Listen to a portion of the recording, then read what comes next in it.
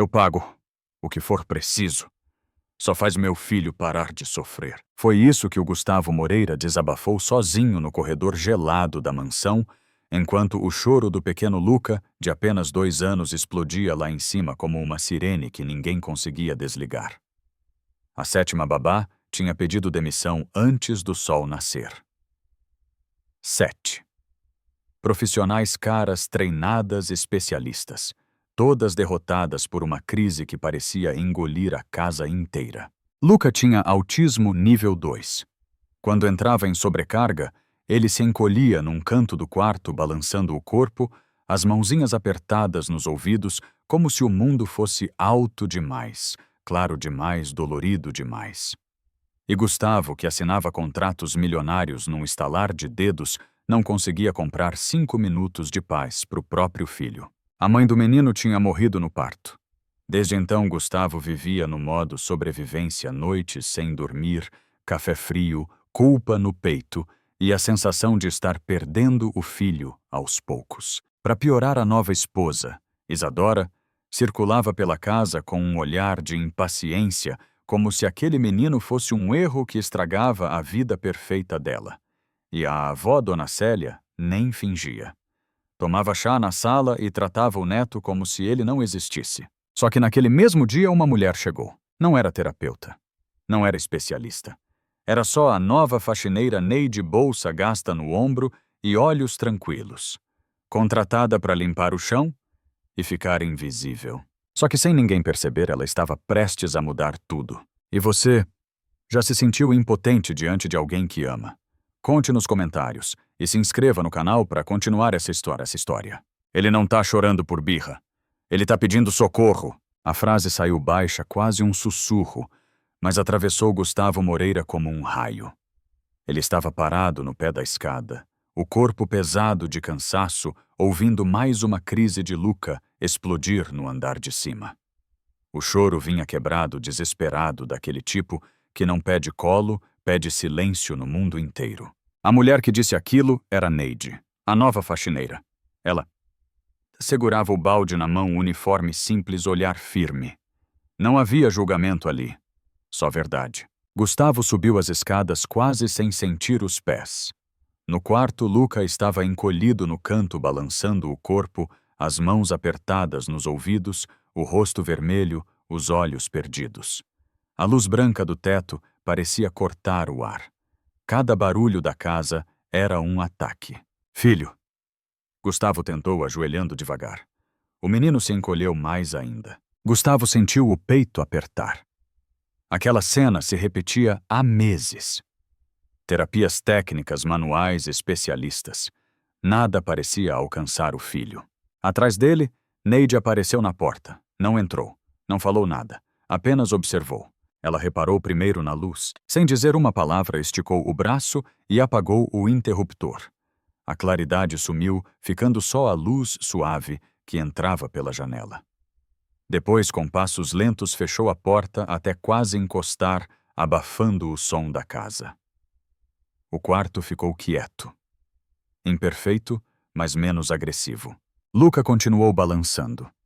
Mas o choro diminuiu um pouco. Gustavo olhou para trás confuso. Às vezes menos é mais. Neide disse, quase sem som. O mundo grita alto demais para ele. Ela não se aproximou. Não tentou tocar. Apenas ficou ali presente. Invisível, mas constante. Minutos passaram. O choro virou soluço. O balanço ficou mais lento. Luca tirou uma das mãos do ouvido. Depois a outra. Encostou a testa no joelho, respirando rápido. Gustavo sentiu os olhos marejarem. Na cozinha mais tarde, ele tentou agradecer. Eu já tentei de tudo, disse com a voz quebrada. 7 pessoas desistiram dele. Neide enxugava a pia com calma. Elas desistiram porque tentaram consertar, respondeu. Eu só tento entender. Nos dias seguintes, algo mudou. Neide passou a limpar a casa nos horários mais silenciosos. Evitava aspirador cedo. Batia portas com cuidado. Tirou tecidos ásperos do sofá, onde Luca sempre se incomodava. Sem ninguém pedir, trocou lâmpadas fortes por outras mais suaves. Luca começou a observar. Primeiro de longe. Depois sentado no chão da sala enquanto Neide dobrava roupas. Ele não brincava com ela. Não olhava nos olhos. Mas ficava ali, presente. E isso já era tudo. Gustavo começou a respirar melhor. Dormiu uma noite inteira depois de meses. Quando acordou, ouviu algo raro silêncio. Luca dormia. Lá em cima, Isadora observava tudo com os braços cruzados, o olhar duro. A mudança incomodava. A calma não combinava com os planos dela. E Dona Célia, ao visitar a casa, franziu o rosto ao ver o neto tranquilo no chão perto da faxineira. "Isso não é função dela", murmurou. Mas Gustavo já não escutava como antes, porque pela primeira vez desde a morte da esposa, ele sentiu algo diferente do desespero. Sentiu esperança. E não vinha de diplomas na parede, vinha de silêncio e respeito. E de alguém que enxergou seu filho como ele realmente era. Ele chegou mais perto hoje, sem chorar. Gustavo falou isso quase sem acreditar, parado na porta da sala. Luca estava sentado no tapete, balançando o corpo de leve, enquanto Neide dobrava roupas no sofá. Não havia brincadeira, não havia conversa, só presença. E para quem conhecia aquele menino, aquilo era um avanço gigantesco. Neide não comemorou. Não sorriu largo, apenas continuou dobrando as camisetas com o mesmo cuidado de sempre. "Cada criança tem o tempo dela", disse baixo. "O importante é ele se sentir seguro." Nos dias seguintes, pequenas mudanças começaram a se empilhar como tijolos silenciosos. Luca passou a dormir mais tempo. As crises ainda vinham, mas duravam menos. O choro já não era aquele grito desesperado que atravessava paredes. Às vezes virava só um resmungo cansado, um pedido de pausa. Gustavo observava tudo com o coração em alerta. Tinha medo de criar esperança. Já tinha se frustrado demais. Mas era impossível ignorar o que estava acontecendo. Uma manhã, ele desceu as escadas e encontrou o filho, sentado no chão da cozinha, encostado na parede, olhando Neide varrer devagar. Quando o barulho da vassoura mudou, Luca levou a mão ao ouvido. Neide parou na mesma hora. Esperou. Trocou o movimento. O menino relaxou. Gustavo sentiu um nó na garganta. "Ninguém nunca percebeu isso", ele murmurou. "Porque estavam ocupados demais tentando ensinar." Neide respondeu. "Às vezes a gente precisa aprender com eles."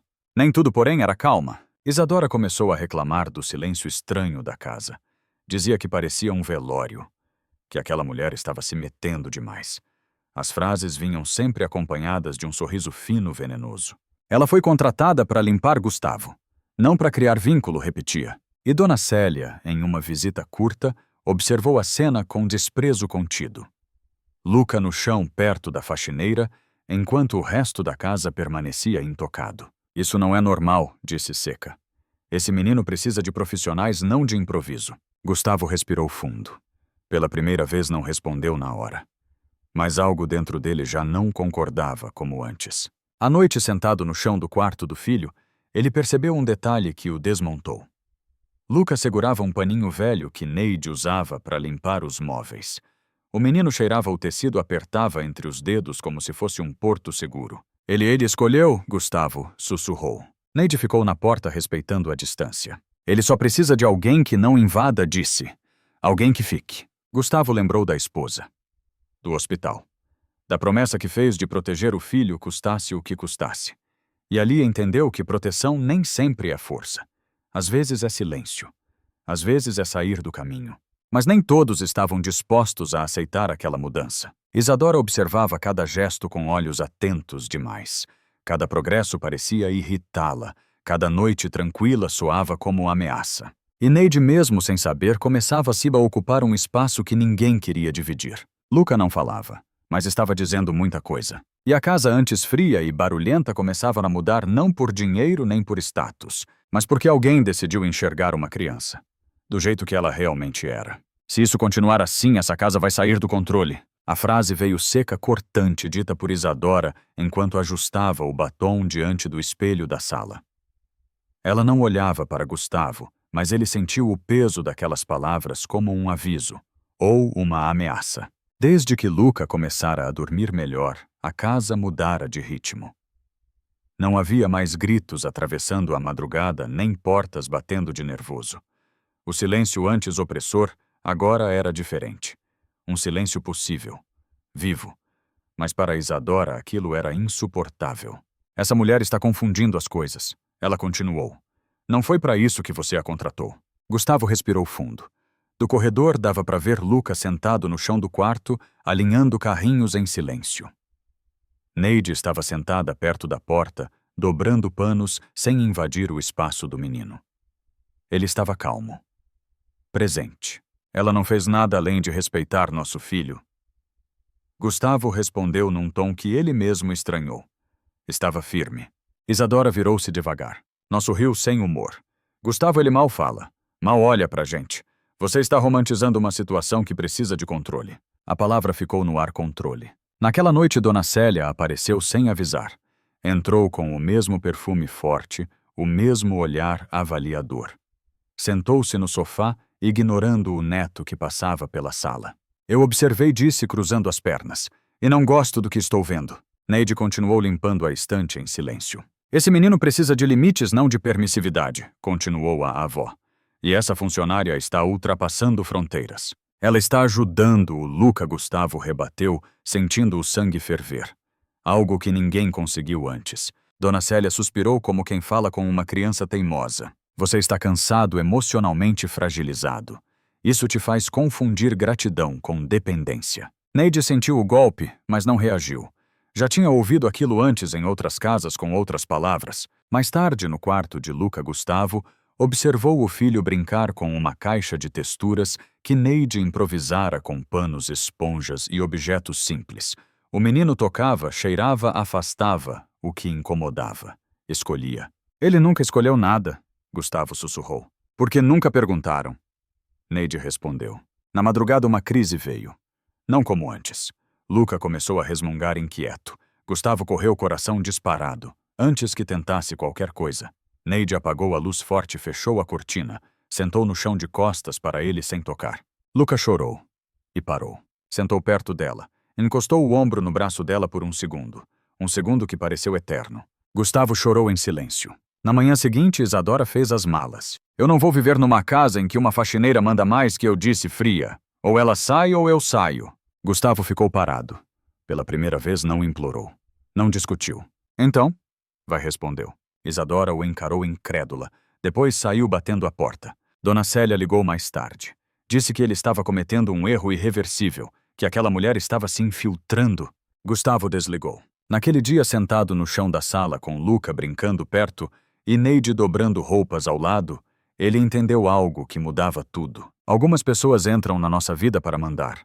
Outras entram para ficar. E pela primeira vez ele escolheu quem ficava. O bracelete sumiu. A frase caiu no meio da sala como um copo de vidro no chão.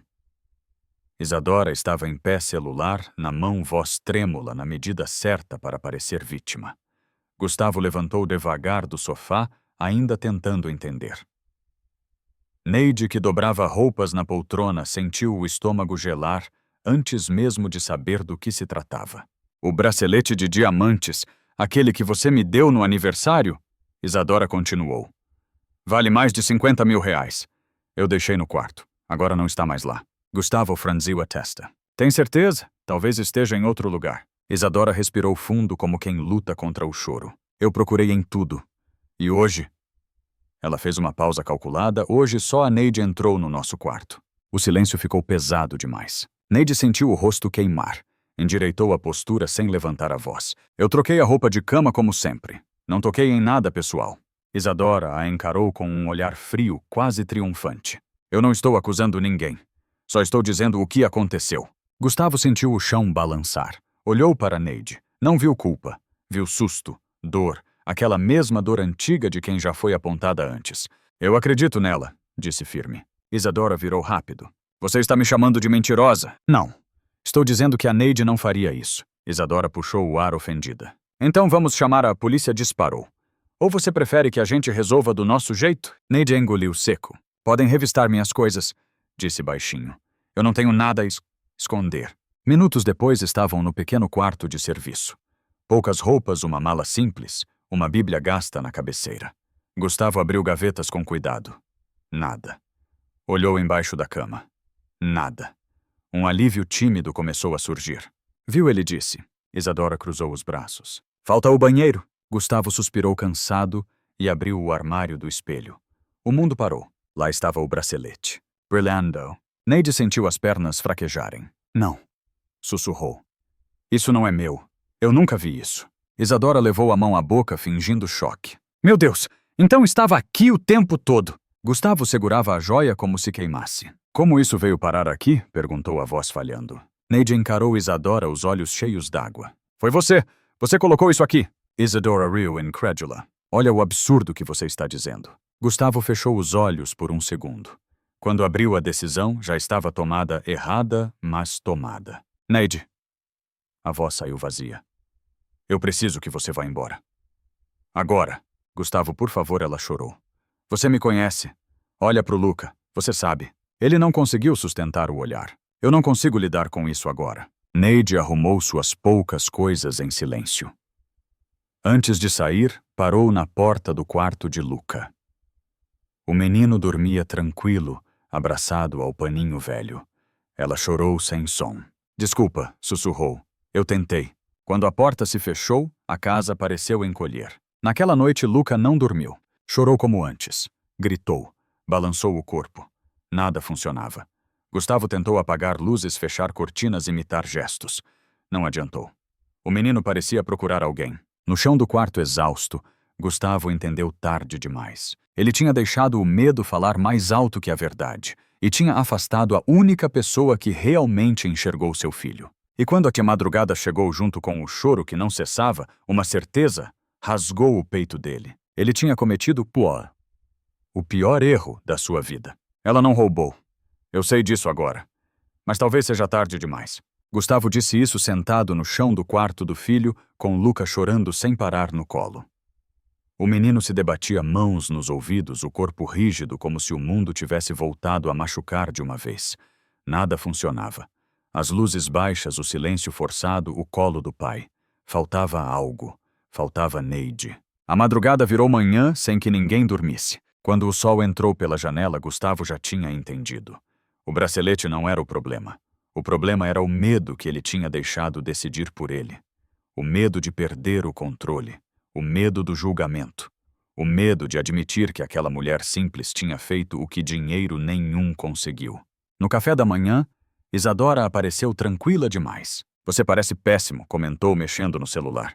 Eu avisei que isso ia acabar mal. Gustavo levantou o rosto devagar. Onde você achou o bracelete? Perguntou. Ela hesitou. Um segundo, mas foi o suficiente. No quarto, eu já disse. Quando você percebeu que ele tinha sumido, Isadora respirou fundo, impaciente. Gustavo, isso já passou. Não vamos reabrir. Quando a voz dele saiu firme, diferente de antes. Ela desviou o olhar. Depois do almoço. Mentira, ele disse, sentindo algo quebrar por dentro. Você plantou aquilo no quarto dela. Isadora riu sem humor. Você enlouqueceu. O Luca não para de chorar desde que ela saiu. Gustavo continuou. E você está calma demais. O silêncio pesou. Eu fiz o que precisava ser feito. Isadora respondeu fria. Aquela mulher estava ocupando um espaço que não era dela. Ela estava ajudando meu filho. Ela estava tomando o meu lugar. Gustavo se levantou. Arruma suas coisas. Isadora arregalou os olhos. O quê? Vai embora, agora. Ela tentou discutir, gritar, manipular. Não adiantou. Gustavo abriu a porta. Isadora saiu levando a própria raiva. Mas o alívio não veio. Luca continuava mal. Não comia. Não dormia. Apenas balançava o corpo, olhando para o vazio, como se tivesse perdido o chão. Foi então que Gustavo lembrou de algo pequeno.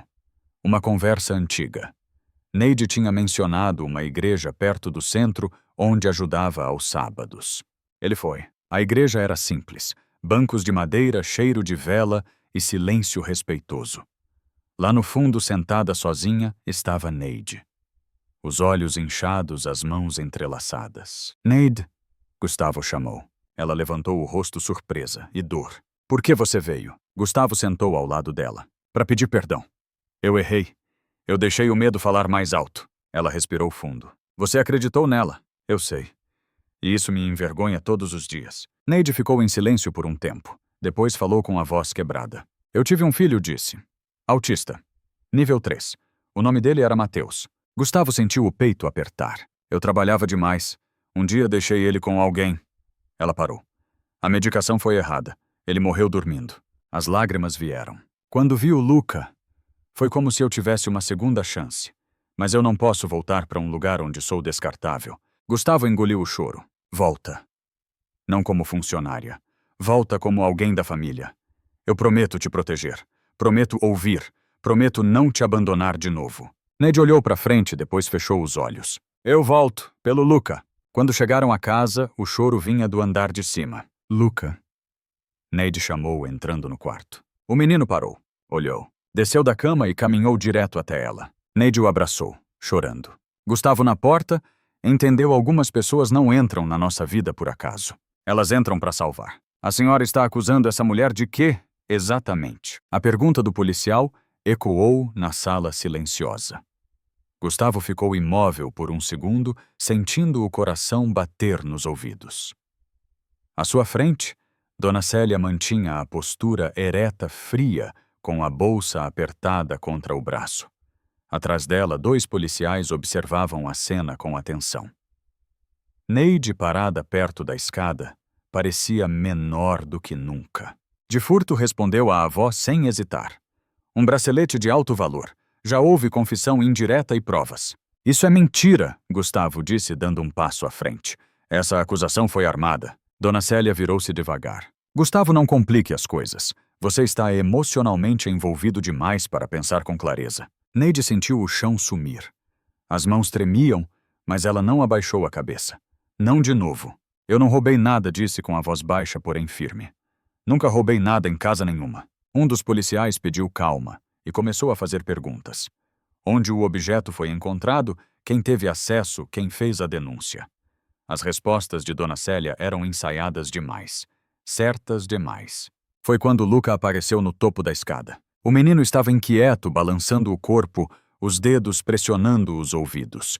O barulho das vozes, a tensão no ar. Tudo era demais. Ele começou a choramingar, aquele som fino que antecedia uma crise. Neide se aproximou devagar. Tá tudo bem, meu amor, sussurrou. Luca desceu os degraus correndo e se agarrou às pernas dela. Enfiou o rosto na saia, chorando baixo. O corpo foi relaxando aos poucos. O policial mais jovem engoliu seco. Ele é autista? Perguntou. Nível 2, Gustavo respondeu. E ela é a única pessoa que consegue acalmá-lo. Dona Célia revirou os olhos. Isso é irrelevante. Não é, o policial respondeu sério. Mostra vínculo. Mostra contexto. Gustavo respirou fundo. Minha ex-esposa confessou ter plantado a joia, disse. Tenho mensagens. Posso provar. O silêncio caiu como um peso. Dona Célia empalideceu pela primeira vez. Isso é absurdo. Absurdo é tentar destruir alguém que protegeu seu neto quando ninguém mais quis. Gustavo respondeu, a voz embargada, mas firme. A senhora nunca aceitou o Luca. Sempre quis que ele desaparecesse do seu mundo. Os policiais trocaram um olhar. Senhora, disse o mais velho, sem provas concretas, não podemos levar essa mulher. Pelo contrário, acusa. A acusação pode configurar falsa denúncia. Dona Célia fechou a bolsa com força. Isso não vai ficar assim, murmurou antes de sair. Quando a porta se fechou, Gustavo sentiu as pernas cederem. Sentou no sofá, passando as mãos pelo rosto. Neide continuava ajoelhada com Luca no colo, balançando devagar. Acabou, ele disse. Eu não vou deixar mais ninguém machucar vocês. Ela levantou os olhos cheios de lágrimas. Você tem certeza? Tenho, respondeu. E vou provar todos os dias. Naquela noite a casa dormiu em silêncio.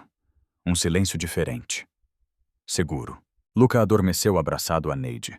Gustavo observou de longe, com o peito cheio de algo que não sentia há anos. Paz. E ali ele entendeu que justiça nem sempre vem de fora.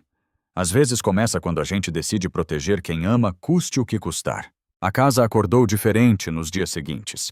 Não mais tensa, não mais em alerta. Gustavo passou a sair menos para o trabalho, ajustou horários, aprendeu a escutar antes de agir. Pela primeira vez, ele não tentava controlar tudo, apenas estar presente. Luca continuava tendo seus dias difíceis, mas algo tinha mudado. Ele já não se encolhia com qualquer som. Às vezes buscava a mão de Neide. Em outras, sentava perto do pai sem chorar.